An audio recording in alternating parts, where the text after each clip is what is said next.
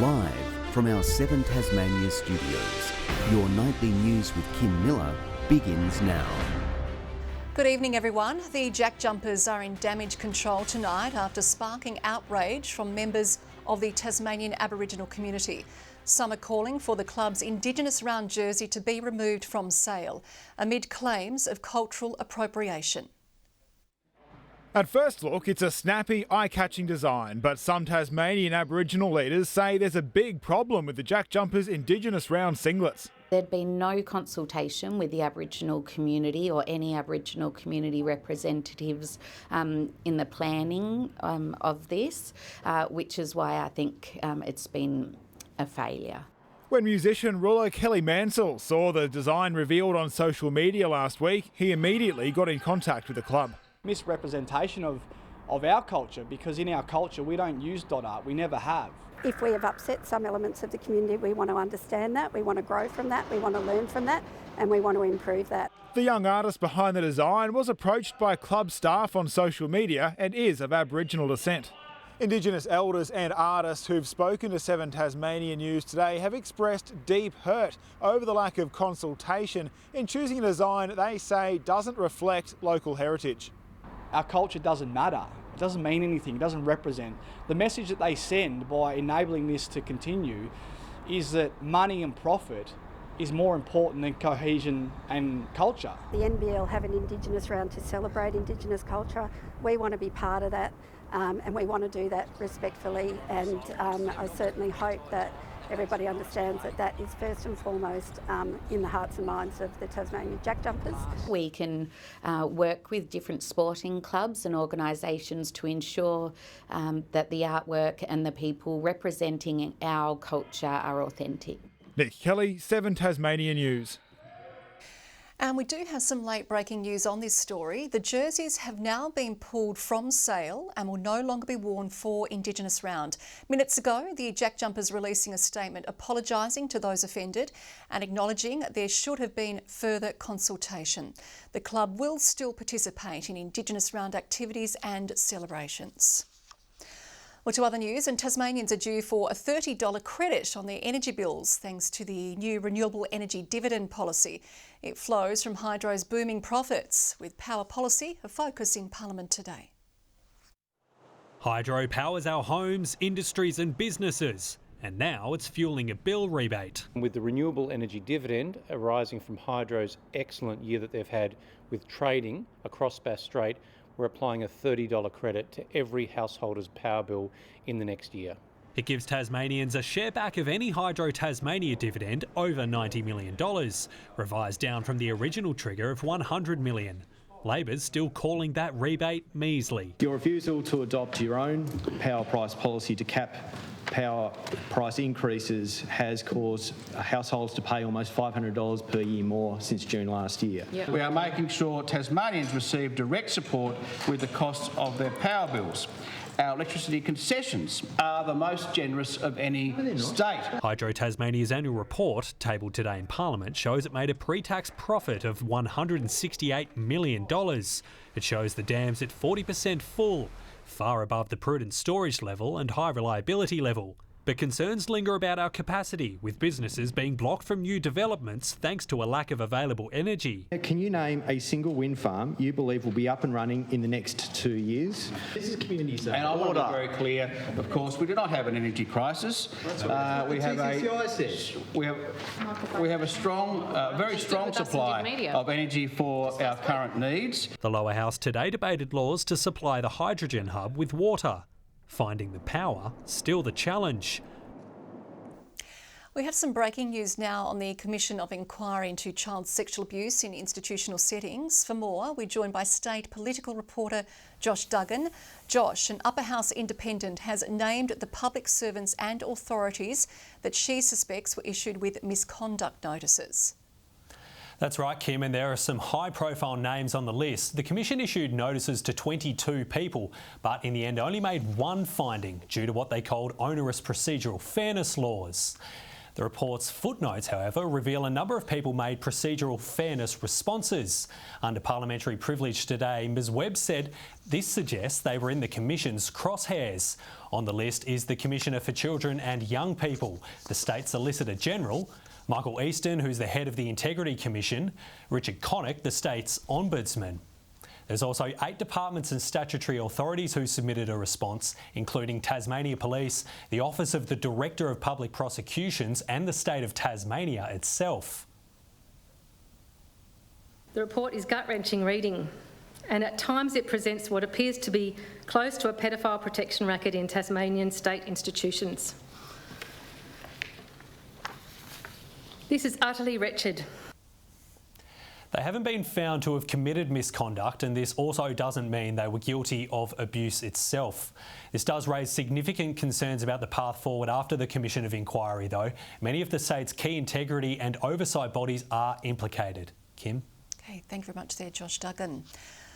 Well, a man has been charged following an alleged rampage at a real estate office in Launceston.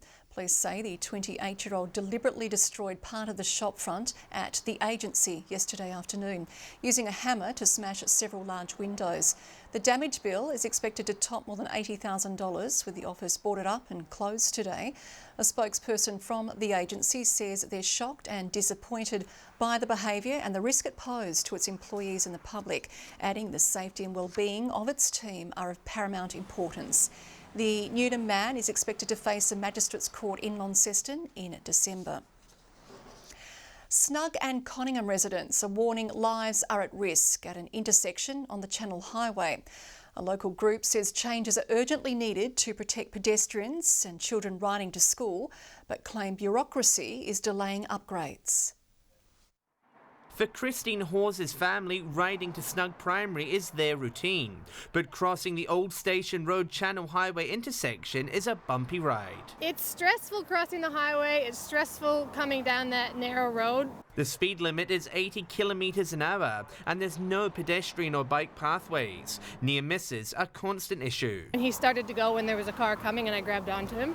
That was a scary moment. You just have to be totally on all the time, watching how close cars are. With Lower Snug's population rapidly growing, the Residents Association has serious concerns. Kids are risking their lives each time, and parents and friends around here have got their hearts in their mouths. The group pushing for the extension of the Upper Snug to Margate shared pathway and the speed limit to be slashed to 60, but say a 2020 push to cut speeds was rejected, while the pathway plans are stuck in red tape. And until that title is secured, the council can't go ahead with anything. Kingborough Council confirmed it's working with the state government to address land title issues.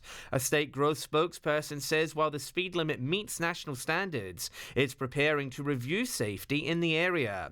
The Transport Minister says any change is independent of him. It's always open to the community to ask again, and the Independent Transport Commissioner can exercise their judgment. Local residents want the government and council to work together and come up with a solution, saying they fear a serious incident isn't that far away. Is that really what we're waiting for? A serious injury for, or a death? It seems like a super simple answer, but we can't get any traction on it. John Hunt, 7 Tasmania News. Fire permits will be required in northwest municipalities from 2 a.m. Residents across the region will need to apply if they're planning to conduct a burn larger than 1 cubic metre. The fire service says a decision has been made following an analysis of conditions. The move will bring the region in line with the rest of the state, with the permit period taking effect across southern and northern Tasmania earlier this month. Glenorchy's council has ruled itself out of hosting the High Performance Centre for Tasmania's AFL team. Council had previously flagged interest in housing the $50 million training and administration facility, but the Mayor says a number of local sporting teams would be forced to move. Would need to rehome 4 community clubs and that 1 other club would have restricted use as a result of housing the High Performance Training Centre. Clarence Mayor Brendan Blomley says his council is still consulting ratepayers about whether to offer the former Rosny Park golf course to the team.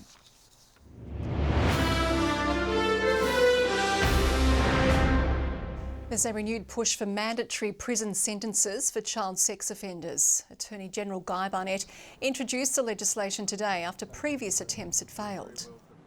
It's slightly different to the previous bill in that there is a presumption of a mandatory minimum sentence, a presumption where the courts, if they decide it is unjust, they have to provide reasons why. They want to know when they go to court, if they go to court, that something is going to be done, not just a slap on the wrist. Mandatory sentencing was not a recommendation of the Commission of Inquiry. Meanwhile, the Commissioner for Children and Young People has been reappointed for another 5 years.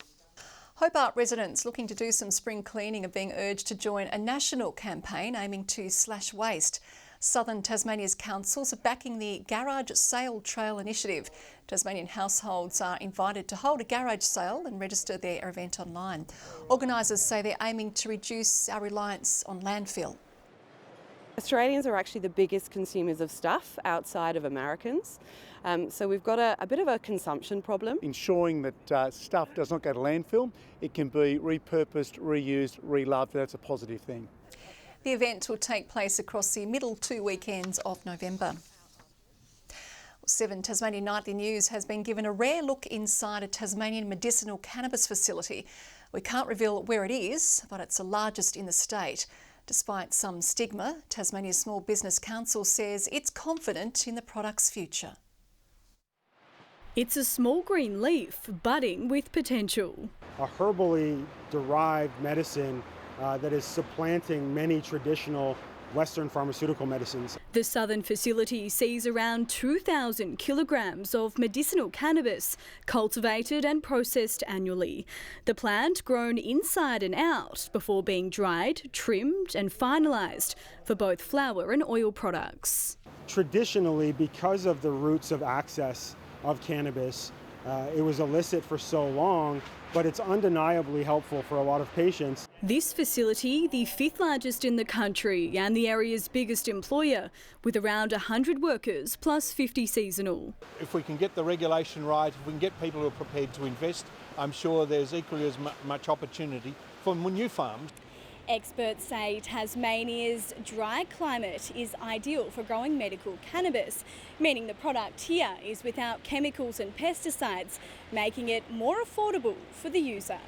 We want to be an affordable option for people to trade from traditional pharmaceuticals, but also we don't want the illicit market ever to be an option for our patients. An option becoming even more likely. The facility hopes to expand its operations by 3 or 4 times in coming years. Ruby Cairns, 7 Tasmania News.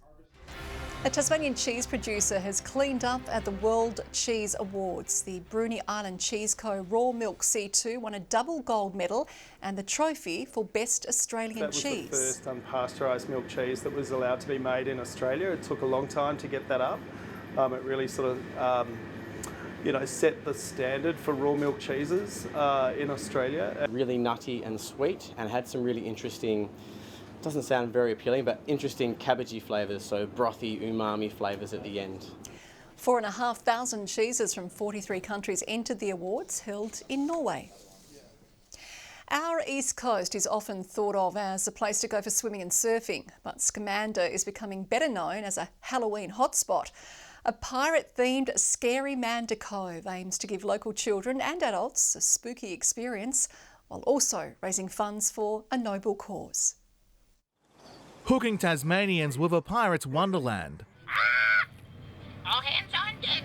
Scary Mander Cove is ready for revellers keen to mark Halloween night. They really get into the spirit of it and take to heart that it's a bit of fun. For the past 3 years, this home has been transformed into a treasure trove irresistible to any buccaneer.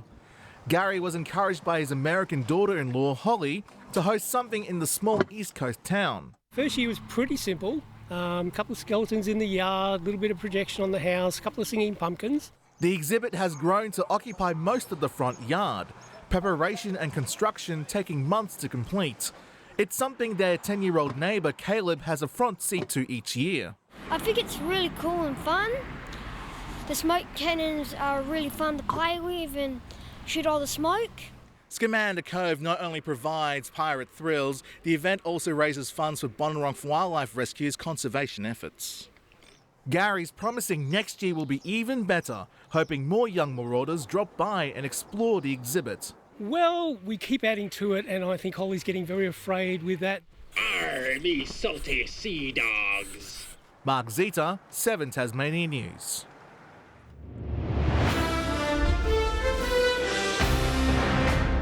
Some of the state's elite athletes are flying to Melbourne for this year's Wheelchair AFL Championships. The series starter is tomorrow, with the Tassie Devils adamant they're in with the chance despite some solid competition.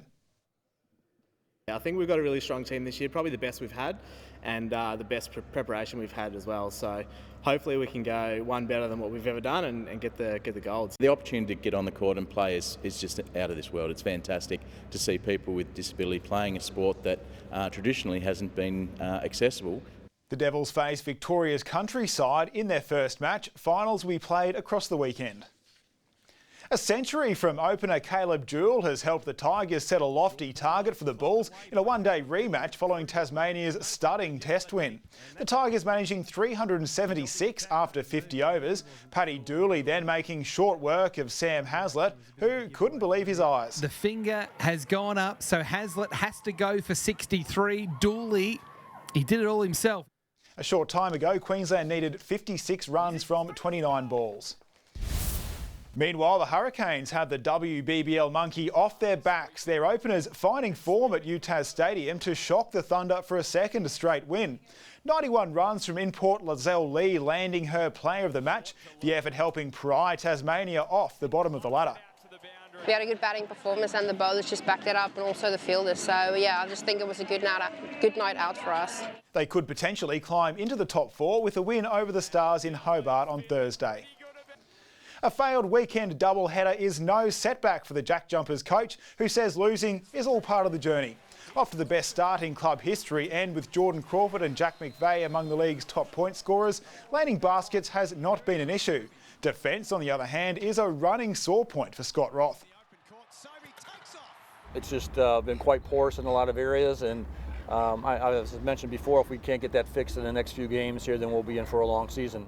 Meanwhile, 2 basketball stalwarts are jumping on board with the club to lead things from behind the scenes. Former Devils player Darren Smith signing on as Chief Operating Officer, while 5-time NBL champion Mika Vakona becomes General Manager of Basketball Operations.